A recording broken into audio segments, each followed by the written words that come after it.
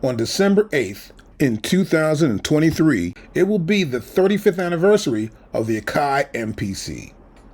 Now, the company AKAI Professional, which created the MPC, was created by a company called AKAI, which made consumer electronic goods like speakers, tape machines, amplifiers, everything for home use. Now, they had a problem. Their main problem was the Sony Walkman. It was kicking their butts really bad, and they couldn't do much about it. It destroyed a lot of their business, and they wanted to get into a new business. They decided to get into the electronic musical instrument business, and they wanted to get into the same business as Roland, Korg, Yamaha, Sony. It's a smart move. And so they do. They create AKAI Professional in 1984. And this company is supposed to put out gear. First thing they do is they copy the Juno series from Roland. And then they make a couple of more products. But they start making a sampler, which is the S612. They improve that. They come up with the S7000. They improve that. They come up with the S900. And that's a quality sampler. At this time, samplers are expensive. So it was a really good product. And the big thing here is that you need to have a drum machine. Everyone knows this. It's too expensive to bring a drummer in, put a metronome up, let him play to it, mic the drums, mic the cymbals, give him a separate room. Any mistakes, we gotta start over again, or cut and paste. It's crazy. So making a drum machine is a big thing. They speak to Roger Lynn, he's free, he comes over. They create the MPC 60, and it's a pretty popular device, but it's $5,000. What?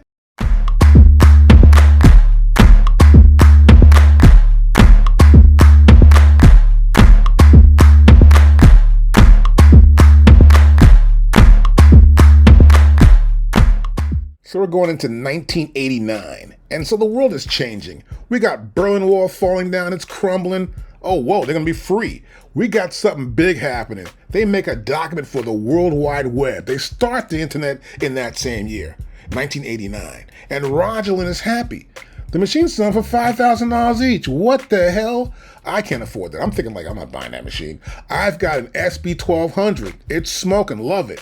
But you know something? Roger Lynn also came out with another machine that same year. That's right.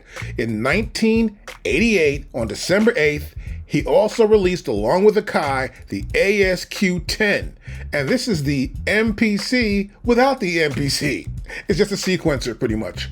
But it's awesome because it can sync anything. Now, back then, stuff would lag, and they'd change the lag time, and it'd be crazy getting the Sony and getting this Roland device and this other device, SB1200, to all sync together. Well, MIDI was working, but you had to do something to get each one perfect. And this machine was it, the ASQ10. That really held.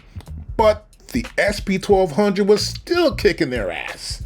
And then AKAI comes up with a brilliant idea. We got to make a new MPC. Roger Lynn's like, what for? And so, yeah, look, they know they got to cut the cost down. A company's got to make a profit, period.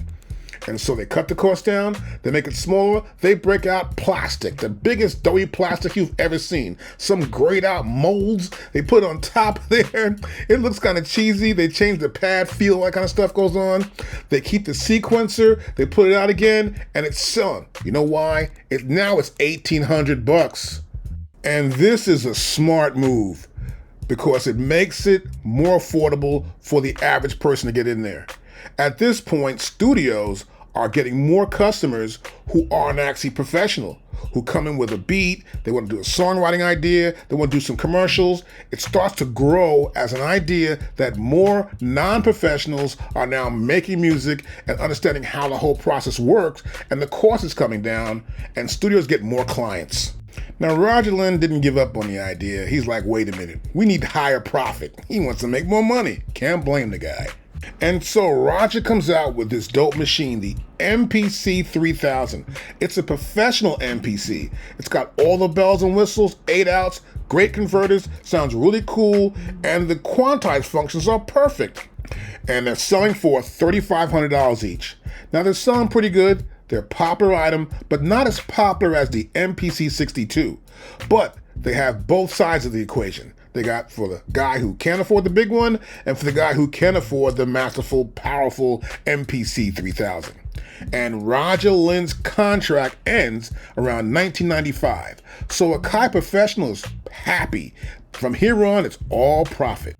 And it's only the SP1200 and the MPC that are quite popular in studios around the world. But then around 1993, EMU Systems gets bought out by Creative Labs. But EMU Systems is still making the SP1200. But Marco Alpert, their guy in marketing, who goes around to the stores, makes sure orders are placed for the SP1200 and other products, sees something has changed. He goes back to them that they need to make a brand new SP1200, a different one, a better one. But the guys at Creative Labs say no to the new production of the SP1200. They think it's not worth getting in the hip-hop market. They think it's not going to go anywhere. And Marco, who's been out there in the field, sees it is going to work.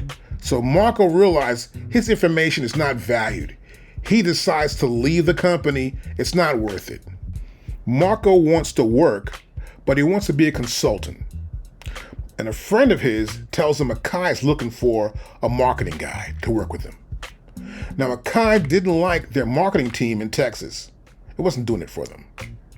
And he decides to take the job. He fixes the team up.